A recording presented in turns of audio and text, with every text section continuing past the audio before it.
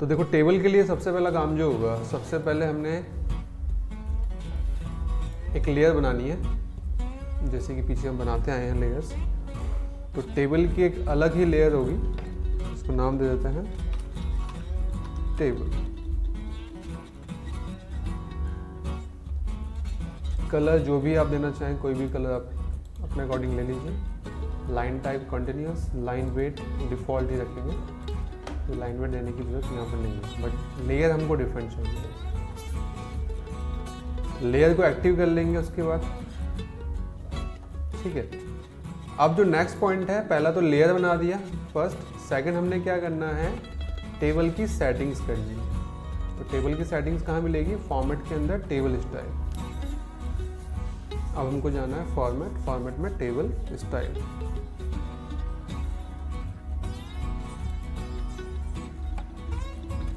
Table style में आपको यहाँ पे न्यू करना है, मतलब एक नई स्टाइल यहाँ पे क्रिएट करना चाह रहे हैं, तो न्यू, इसको नेमिंग दे देते हैं कुछ भी, मैंने कहा टेबल 1, स्टार्ट विद स्टैंडर्ड ही रहेगा और कंटिन्यू, ठीक है। तो ये आगे का सेटअप खुल गया है। अब यहाँ पर देख रहे हैं कि एक टेबल का एक प्रीव्यू दिखा रहा है कि ऐसा कोई टेबल होगी जिसमें क्या होगा, जो फर्स्ट जो रो होती है उसको हम कहते हैं टाइटल रो, सेकंड जो रो होती है वो है हमारी हेडर, बाकी जो नीचे सारा क्या है, डेटा है, ठीक है। तो हमको इन तीन चीज़ की सेटिंग करनी है, टाइटल, हेडर और डेटा की ही सेटअप्स हमने करना है। अभी यहाँ देखो ठीक जिसके ऊपर दिया हुआ है कि टेबल का डायरेक्शन डाउन या अप। अभी डाउन ले तो डाउन फॉर्म में चल रहा है, मतलब ऊपर से नीचे को बनाएंगे। अगर मैं लेता हूँ अप, तो मतलब कि नीचे से ऊपर, जैसे कि अभी ये बुक में भी हमें दिया हुआ है, ये नीचे से ऊपर को चल रहा है, ठीक है। तो आपको किस फॉर्म में चाहिए वो आप अपने अकॉर्डिंग यहाँ पे सेट कर लें, एक चीज़, ठीक है। अगला हम मुझे यहाँ जाना है सेल स्टाइल्स में। तो देखेंगे तीनों जो पॉइंट है ना, ये header, title, header and data, वो तीनों पॉइंट यहाँ दिए हैं। तो हमको किस चीज़ की सेटिंग करनी है, सबसे पहले सेटिंग होगी टाइटल की, फिर हेडर की सेटअप्स करेंगे, फिर डेटा का सेटअप्स करेंगे। तो टाइटल चूज कर लिया मैंने, टाइटल की सेटिंग करनी है। अब टाइटल की क्या सेटिंग्स है, यहाँ पे 3 पॉइंट दिए हुए हैं, जर्नल, टेक्स्ट और बॉर्डर। टाइटल की जनरल सेटिंग जैसे कि कह रहा है कि ये फिल कलर, कि क्या आपको इस रो के अंदर कोई कलर फिलअप करना है, तो कोई कलर डालना चाहते तो कोई कलर डाल सकते हो, नहीं चाहिए ना। अलाइनमेंट क्या चाह रहे हैं कि जब वहाँ पे कुछ लिखें हम टेक्स्ट, तो उसका अलाइनमेंट क्या होना चाहिए, कि आप टॉप लेफ्ट चाहते हैं तो टॉप लेफ्ट में आएगा, जब भी लिखेंगे तो टॉप लेफ्ट में ही जाएगा, या टॉप सेंटर, या फिर जो भी आप अपने अकॉर्डिंग सेट करना है वो कर सकते हो। नॉर्मली हमने क्या करना है, मिडिल सेंटर रखना है, क्योंकि जो टाइटल है वो मिडिल सेंटर में आना चाहिए। फॉर्मेट यहाँ पे जनरली रहेगा, और टाइप यहाँ पे लेबल ही रहेगा, ये एक लेबल कहलाता है, ये भी लेबल होता है, ये डेटा आएगा। मार्जिन कहता है हॉरिजॉन्टल वर्टिकल, मतलब लिख दोगे तो यहाँ पे हॉरिजॉन्टल मार्जिन, मतलब कि यहाँ पे टेक्स्ट से और लाइन के बीच में जो गैपिंग है, जैसे कि अभी आप ये देख पा रहे हो टाइटल और ये लाइन के बीच में कुछ हल्का सा स्पेसिंग है, तो ये हमारा ये वर्टिकल मार्जिन दे रखा है कुछ साइड तक, तो डिफ़ॉल्ट रहने देते हैं, कुछ मार्जिन देने की जरूरत यहाँ पे नहीं है। और सेकंड यहाँ चलते हैं टेक्स्ट में। टेक्स्ट की स्टाइल स्टैंडर्ड चल रही है, टेक्स्ट की हाइट सेट करनी पड़ेगी बस आपने, कि टेक्स्ट जो लिखोगे वो कितनी हाइट का होना चाहिए। तो जैसे कि मैं यहाँ पे दे देता हूँ, मान लो 10, तो अभी इस फाइल हमारी mm में चल रही है, तो 10 mm हो गया यहाँ पर। टेक्स्ट कलर हम रखेंगे बाय लेयर, मतलब वो कलर हो जाए जो कि हमारा पीछे लेयर में सेट। एंगल कुछ देने की जरूरत नहीं है, अगर एंगल दोगे तो वो थोड़ा उतना ही टिल्ट हो के वो आ जाएगा, नीचे यहाँ दिखा रहा है ये, तो नहीं चाहिए हमको, तो 0 ही चाहिए। बॉर्डर में जाते हैं कि जो उसका बॉर्डर है, ये आउटर बॉर्डर, इसका जो लाइन वेट है वो क्या चाहते हैं, मैंने कहा वो बाय लेयर है, जो मैंने लेयर में सेट किया हुआ है। लाइन टाइप भी मैं बाय लेयर चाह रहा हूँ, और कलर भी मेरा बाय लेयर ही होना चाहिए, तीनों में यहाँ पर बाय लेयर रखेंगे। तो ये सेटिंग हुई टाइटल की सिर्फ। वापस आएंगे आप, नेक्स्ट पॉइंट चूज कर लेंगे अपना हेडर। सेम हेडर के लिए ये सब चीज़ें सही है। टेक्स्ट का साइज में दे देता हूँ, इसका मैंने 10 रखा है तो थोड़ा सा जो हेडर है वो थोड़ा कम कर लेता हूँ, मैंने 9 इंच कर दिया, चलो sorry. By layer colour angle नहीं देना है, और line type, line weight and colour तीनों को बाई लेयर। सेटिंग हो गई, हेडर के लिए भी सेम डेटा, सब कुछ ठीक है। अलाइनमेंट मिडिल सेंटर चाहता हूँ, बाकी सब ठीक है। और इसका साइज चलो मैंने 8 रख दिया है। हेडिंग थोड़ी सी बड़ी होगी, टाइटल थोड़ा सा बड़ा होगा, थोड़ा सा हल्का छोटा, और ये बाकी सब 8 में आ जाएगा। और ये सभी को 5। तो ऐसे क्या करना है, 1 by 1 तीनों की सेटिंग करनी है। आपने टाइटल की करोगे पहले, तीनों चीज़ें देख लेंगे, और फिर हेडर और फिर डेटा। हो गया सेटअप यहाँ पे। बस इसको कर लेते हैं ओके एंड साइज वाइज सब सेट हो चुका है। बस अब टेबल आपको यहाँ बना कर रखना है और उसमें टाइप करना है। तो टेबल यहाँ चले आते हैं, या फिर टीवी कर सकते हैं, डी खोल लेते हैं। अब यहाँ पे बोल रहा है कि कितना कॉलम चाहिए, नंबर ऑफ कॉलम, कितनी डेटा रो चाहिए। डेटा रो बोल रहा है, डेटा रो मतलब कि हेडर और टाइटल को छोड़ दो, उन दो के अलावा कितनी चाहिए, वो दो तो आएंगे, तो वो दे सकते हैं। तो कॉलम कितना चाहिए वो दे देता हूँ। मैंने कहा मान लो मुझे 3 ही कॉलम चाहिए, 3 के 4 रख लेते हैं। और डेटा रो मान लो मैंने 4 ही दे दिया फिलहाल अभी, ठीक है। कॉलम की विड्थ जो है वही रहने देते हैं, क्योंकि वो अभी मैं अपने जब लिखूंगा, टाइप करूंगा, उसके अकॉर्डिंग मैं सेट खुद ब खुद कर लूँगा बाद में, क्योंकि कोई कॉलम मुझे छोटा चाहिए होगा, कोई मुझे बड़ा चाहिए होगा, हाँ उसके अकॉर्डिंग हम सेट कर लेंगे। तो यहाँ कोई मुझे फिक्स नहीं करना है इस जगह पे। बस रो की हाइट यहाँ पर 1 रहेगी। 1 क्या है, 1 लाइन के इक्वल, मतलब एक लाइन जो लिखी जाएगी ना, जैसे कि अब यहाँ पे लिखा जाएगा ये 8 mm दिया है मैंने, तो 8 mm का ही उसके अकॉर्डिंग हाइट रहेगा। मैंने यहाँ पे कर दिया रो की हाइट 2 हो जाए, मतलब 2 लाइन के बराबर, तो 8 और 8 16 mm उसकी हाइट हो जाएगी, 2 लाइन के बराबर हो जाएगी। तो नहीं चाहिए मुझे, एक ही चाहिए। बाकी ये कह रहा है कि फर्स्ट रो सेल में क्या चाहिए, टाइटल ही चाहिए मुझे ऊपर, फिर हेडर ही चाहिए, फिर डेटा ही चाहिए। अगर आपको उसका जो सीक्वेंस है वो नीचे ऊपर करना है तो चेंज कर सकते हैं। तो हमको यही चाहिए, ओके। तो टेबल आ गई, और जहाँ पर भी आपको प्लेस करना है वहाँ पर क्लिक कर दो। तो अभी देख रहे हैं कि ना बहुत छोटी आई, क्योंकि वो मैंने जो विड्थ थी वो मैंने सेट नहीं कर दी वहाँ पे। तो कोई प्रॉब्लम नहीं है। मैं अभी ये कर्सर इंडिकेट हो रहा है, तो पहले मैं टेबल से बाहर निकल जाता हूँ, मतलब बाहर क्लिक कर देता हूँ। थोड़ा टेबल का साइज में बड़ा करूँगा, तो मैंने सेलेक्ट किया, इस पॉइंट को पकड़ूंगा जो साइड में कॉर्नर में दिया हुआ है, और इससे कॉलम की विड्थ आप इंक्रीज या डिक्रीज कर सकते हैं।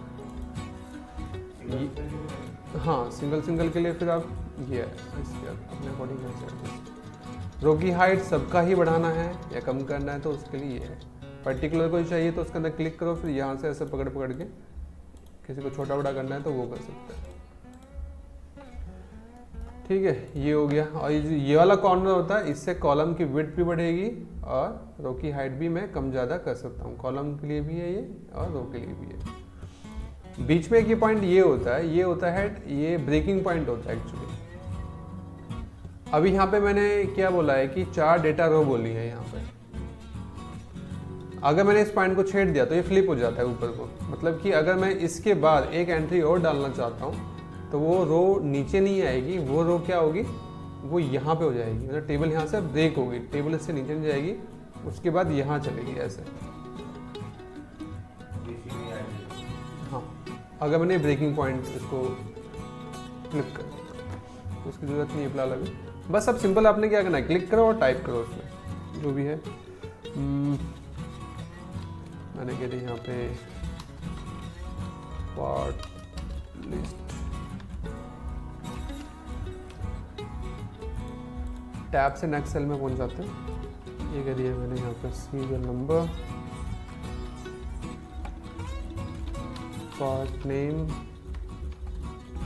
मटेरियल और क्वांटिटी दे दिया मैंने। सीरियल नंबर जो भी है 1 2 3 एंड 4। पार्ट नेम कुछ भी ले लेता हूँ मैं, बॉडी, कवर, वॉल और बुश मटेरियल जो भी होगा, मैंने कहा ये CI का है, ये भी मैंने कह दिया ये भी कास्ट आयरन का है, ये भी ऐसे CI और ये भी कास्ट आयरन का। क्वांटिटी जो भी होगी मैंने कहा 1 है, कवर मेरे 2 लगे हुए हैं, वॉल मेरे मान लो 4 लगे हुए हैं, बुश मैंने यहाँ पे 4 लगा दिए। ठीक है, टेबल बनकर तैयार है।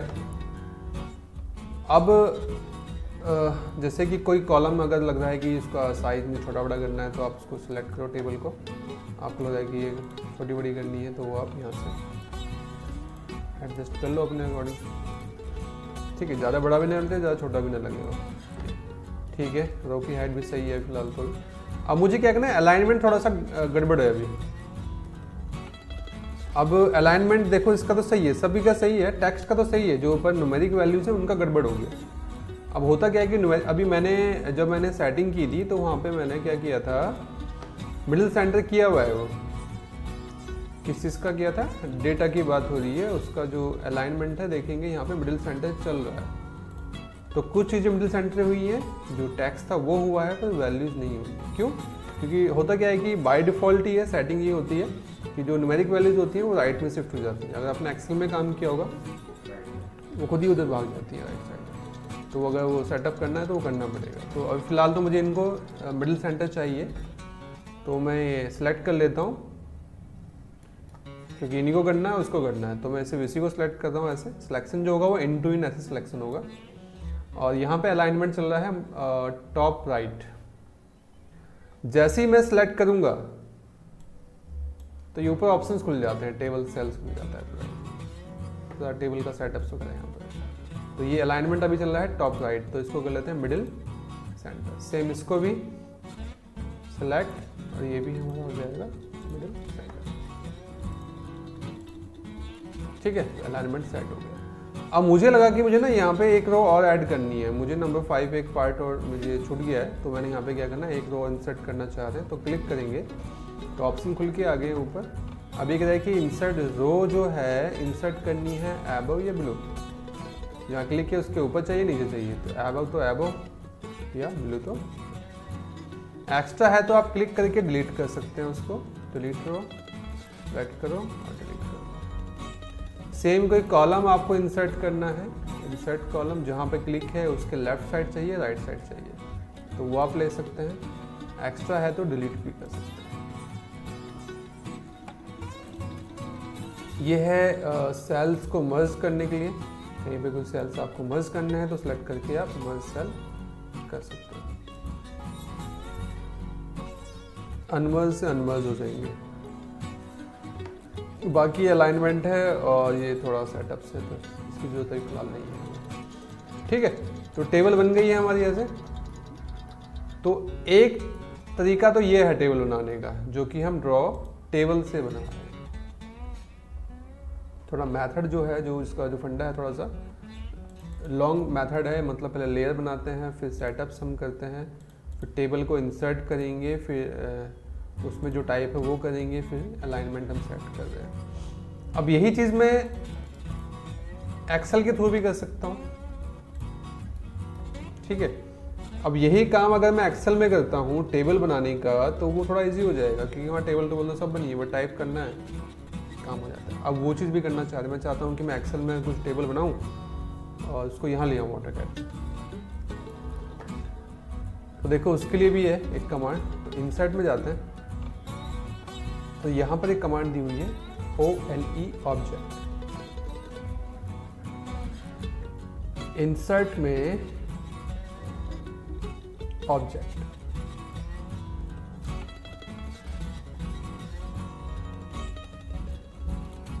अब यहाँ पे इस कमांड का यूज़ क्या है? एक्चुअली इस कमांड का यूज़ है कि किसी अदर सॉफ्टवेयर से कुछ चीज़ बनाए और वो AutoCAD में मैं लाना चाहता हूँ। बनाऊँ मैं दूसरे सॉफ्टवेयर पे, आ जाए वो अपने इस AutoCAD पे। अभी दो ऑप्शन है, क्रिएट न्यू या create from file. Create new करना है, मतलब कुछ नया बनाना है। किस सॉफ्टवेयर के थ्रू बनाना चाहते हो? मान लो CorelDRAW में कुछ बनाते हैं आप, उसी तरह से CorelDRAW आप यहाँ पे ओके करोगे, CorelDRAW खुल जाएगा। कुछ भी डिज़ाइन करोगे, वो डिज़ाइन किया, जैसे इसको क्लोज करोगे तो ऑटोमेटिकली वो CAD में इंसर्ट हो जाएगा। एक्सेल की सीट कुछ बनानी है तो एक्सेल आप बना सकते हो, एक्सेल में कुछ काम कर सकते हो, पावर पॉइंट में कुछ बना सकते हो।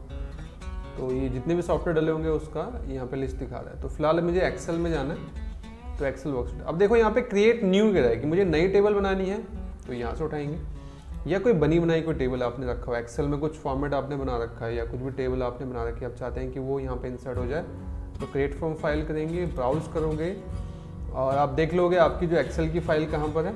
आप उस पर सीधा क्लिक करोगे, इंसर्ट करोगे, ओपन करोगे और वो यहाँ पर इंसर्ट हो जाएगा।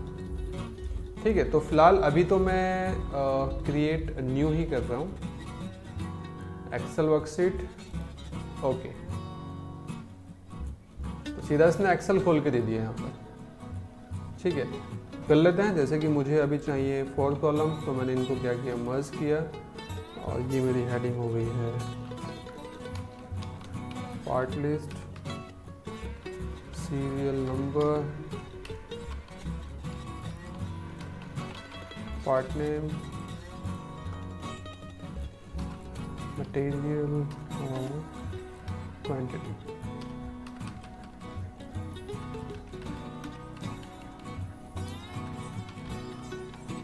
बॉडी, कवर, वॉल,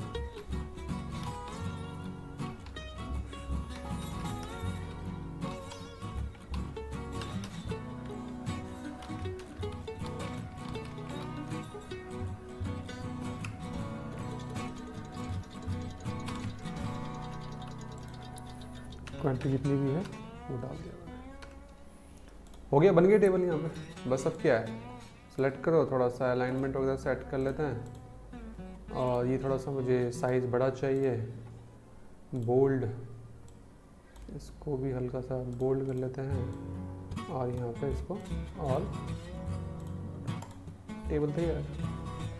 आपको आपने जो भी टेबल बनानी है टेबल बनाओ, एक्सेल क्लोज, और आप देखेंगे वो जो डेटा है, वो जो टेबल है वो इंसर्ट हो गई सीधा ऑटोकैड में।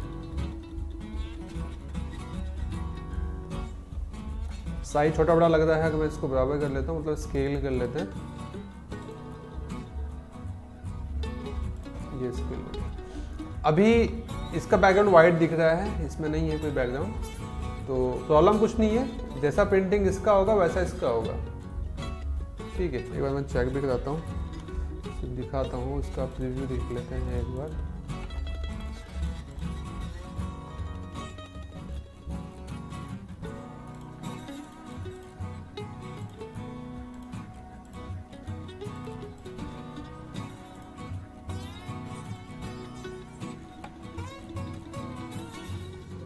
ठीक है,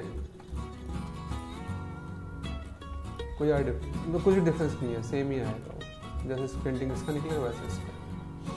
ठीक है, तो आप ये काम भी कर सकते हैं, मतलब तो ये है टेबल, चाहे आप टेबल मतलब ड्रॉ में टेबल के थ्रू बनाइए या फिर एक्सेल के थ्रू भी बना सकते हैं, दोनों चीज़ मैंने बता दी है, जो आपको ईजी लगे वो आप करें अपने हिसाब से। ठीक है, तो ये देखिए आज